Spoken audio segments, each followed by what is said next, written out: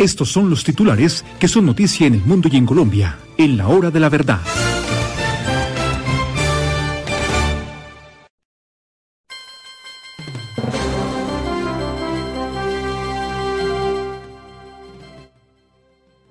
Y es el momento de los titulares en la hora de la verdad y los hechos que son noticia en Colombia y el mundo.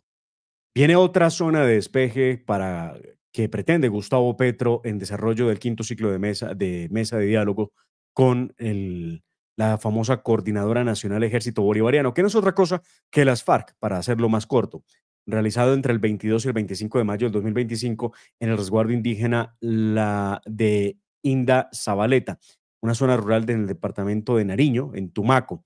Se acordaron varios puntos, entre ellos la instalación de una zona para la capacitación integral y ubicación temporal de los integrantes de ese grupo terrorista.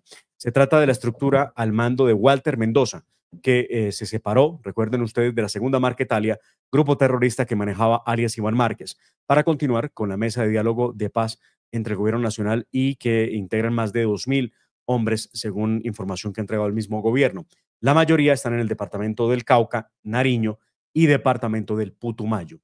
Esta zona que llaman en el gobierno nacional temporal se hace en el marco establecido por la ley 2272, leyes de paz total, y se acordó que el próximo 28 de mayo se realizará una reunión precisamente en el mismo resguardo con la participación de ambas delegaciones, así como representantes de países garantes y entidades acompañantes para complementar los detalles técnicos y jurídicos de esa implementación.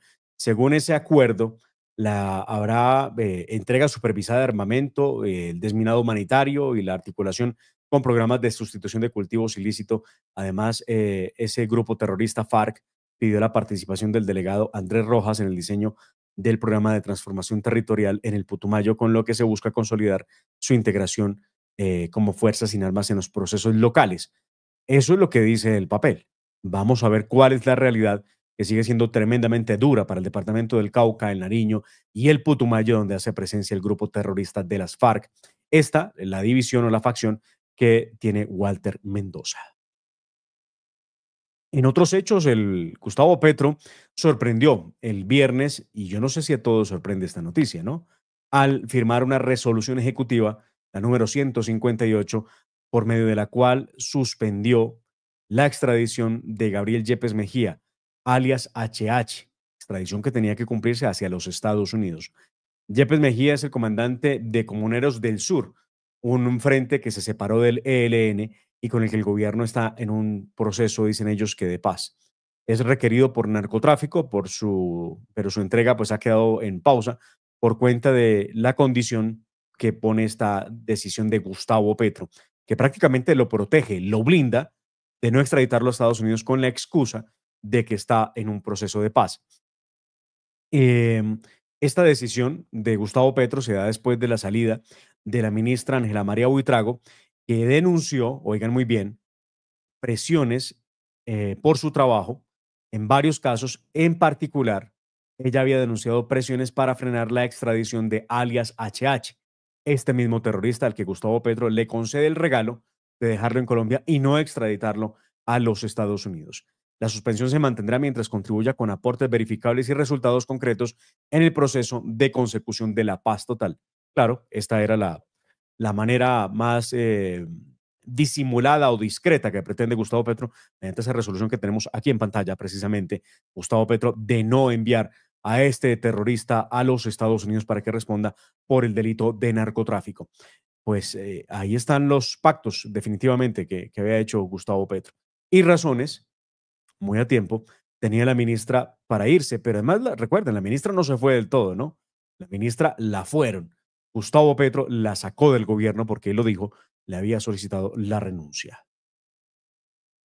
El ministro de Defensa, Pedro Sánchez, presentó en Cali un plan de transformación agroalimentaria en Jamundí. Se dice que es una estrategia para erradicar cultivos ilícitos en la zona rural de ese municipio, generar alternativas económicas para las comunidades. Ha dicho el ministro lo siguiente: la seguridad de Cali está directamente ligada a lo que sucede en Jamundí. Estamos defendiendo un plan agroalimentario que en pocas semanas permitirá que las comunidades tengan acceso a productos agrícolas sostenibles, afirmó el ministro. Bueno, habrá que ver qué clase de cultivo se da en pocas semanas, ¿no? qué cosa se puede sembrar y se puede recoger en un par de semanas como lo pretende el ministro de Defensa, o si simplemente se quede en un mero anuncio y no vaya a ocurrir nada como siempre suele pasar con el gobierno de Gustavo Petro. Las autoridades detallaron que la iniciativa se enfocará en apoyar a campesinos e indígenas ofreciendo oportunidades de desarrollo rural que contribuyan a la reducción de la violencia en Cali y el Valle del Cauca. En los próximos días se revelarán los detalles sobre esa implementación y los mecanismos de apoyo financiero para los beneficiarios. Por ahora, solo es un anuncio. El Congreso de la República le dará trámite a la reforma laboral. Hoy la Comisión Cuarta del Senado tendrá radicada oficialmente la nueva ponencia para el tercer debate, una propuesta que ya ha generado fuertes críticas en diferentes sectores, incluso antes de conocerse su contenido completo. Recuerden, por ejemplo, que desde la ANDI, Bruce McMaster ha estado de acuerdo con la ampliación de las horas de la jornada nocturna, hecho que no está totalmente claro, por lo menos, o no tiene el mismo acuerdo por parte de Jaime Alberto Cabal, presidente de FENALCO. Ustedes recuerdan, la semana pasada lo entrevistamos aquí en La Hora de la Verdad y nos dijo que si bien era cierto que estaban buscando maneras de aproximarse a una muy buena reforma laboral, no era totalmente real que todo el sector productivo del país estuviera de acuerdo con esa propuesta de ampliación de las horas extra y las horas nocturnas en la medida en que eso quebraría sectores de restauranteros, bares y vigilancia privada que están muy preocupados por esa nueva carga tributaria que les caería a ellos. Tributaria, lo digo porque tienen que pagar mucho más por estos trabajadores. Ahora, ¿qué es lo que se dice de parte de los analistas? De que por lo menos se le aumentaría entre 250 a 280 millones de pesos anuales la carga a las pequeñas empresas que tendrían que pagar mayores salarios a los trabajadores. Desde sectores de la oposición, casos como el de Paloma Valencia, María Fernanda Cabal, Paola Holguín, insisten en que el mejor camino para poder ayudar realmente al empleado colombiano es permitiendo una rebaja sustancial de los impuestos en los empleadores del país. Si hay menos impuestos, habrá más posibilidades para que los trabajadores tengan una mejor remuneración. Es lo que dicen estas tres precandidatas a la presidencia de la República del Partido Centro Democrático. El representante de la Cámara por el petrismo, David Racero, es noticia desde este fin de semana y enfrenta una crisis por cuenta de varias denuncias en su contra, por en una de ellas un negocio familiar. Recuerdan ustedes el famoso Fruber en el que también estuvo involucrado alguien de su unidad de trabajo legislativo que no tiene nada que hacer allá trabajando en un Fruber cuando tenía que estar trabajando en el Congreso de la República. Los hechos se conocieron en un audio en el que se evidencia una conversación de contratación para el Fruber, donde se plantea pagar 1 millón de pesos, oigan bien, 1 millón de pesos mensuales por jornadas laborales de hasta 13 horas diarias, sin prestaciones sociales y con un solo día de descanso a la semana. ¿Qué tal esto? Sí, David Racero, a ver si tenemos la imagen de David, donde estaban las promesas de David Racero en cuanto a la reforma laboral. Esa es la imagen. Vean ustedes, sí al pago de la seguridad social, sí a las horas extra, sí a los dominicales, sí al salario justo, sí a la jornada laboral de 8 horas. Oiga, esto lo hace uno de los señores del petrismo, el mismo que en al oído les presentaré a ustedes con diferentes audios donde se escucha claramente cómo pretende que una persona que va a trabajar para él y su familia no trabaje 8 horas como lo anuncia en este flyer que está allí en pantalla. No, 8 horas no. 13 horas y sin prestaciones sociales y sin días de descanso suficientes y sin salario mínimo por lo menos. 13 horas de trabajo, sin prestaciones sociales y con un solo día de descanso. ¿Qué tal esto? Y así, con todo, dicen que están defendiendo el derecho de los trabajadores de Colombia.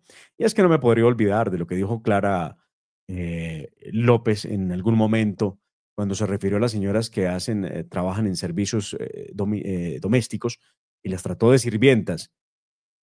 O cómo olvidarnos del caso de Laura Sarabia, ¿recuerdan? María Elvis Mesa, que terminó procesada, interceptada, interrogada en un sótano allá en el centro de Bogotá para que dijera quién se había robado unas maletas con plata que nunca nadie supo cuántas eran, cuánto dinero había dentro de esas maletas.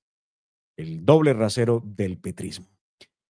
En un nuevo capítulo de debate de revocatoria de la Universidad Nacional, recuerden ustedes, en la última semana se conocieron dos decisiones del Consejo de Estados que, sumado con otras que se dieron en el mes de abril, están perfilando cuál podría ser la determinación final del alto tribunal sobre la legalidad de la elección del rector de la institución, y que el año pasado provocó un intenso paro por lo menos por 3 meses. Y es que recuerden que a la fuerza terminó imponiéndose el rector, amigo de Gustavo Petro, y no el que había ganado los concursos para poderse quedar en el cargo. La sección quinta estudia si anula la elección de Leopoldo Munera como rector de la Universidad Nacional para el periodo 2024-2027.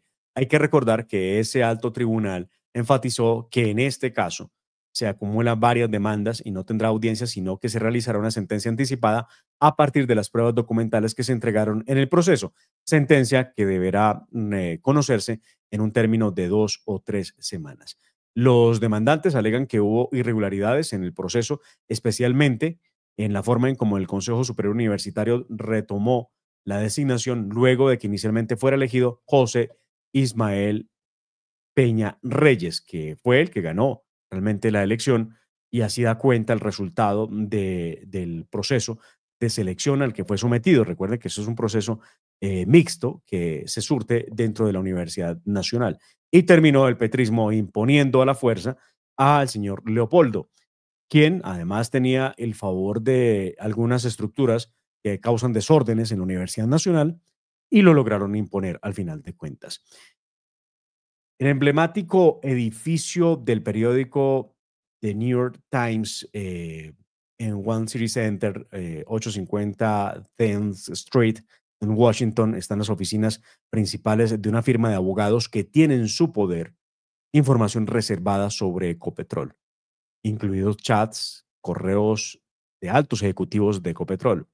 De acuerdo con la unidad investigativa del Diario del Tiempo, se estableció que, en efecto, expertos forenses de la firma Covington Burling LLP, que se vende como experta en casos de cuello blanco, antimonopolio y en temas corporativos, llegaron en enero pasado a las instalaciones de la petrolera en Bogotá.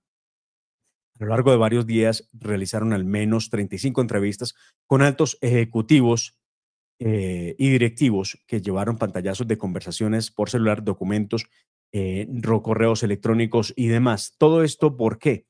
Porque lo que tenemos a la vista es que está pretendiendo Ecopetrol pagar una importantísima suma de dinero para nada más y nada menos determinar cómo está afectando a la compañía los escándalos que hay alrededor de Ricardo Roa, el presidente de Ecopetrol.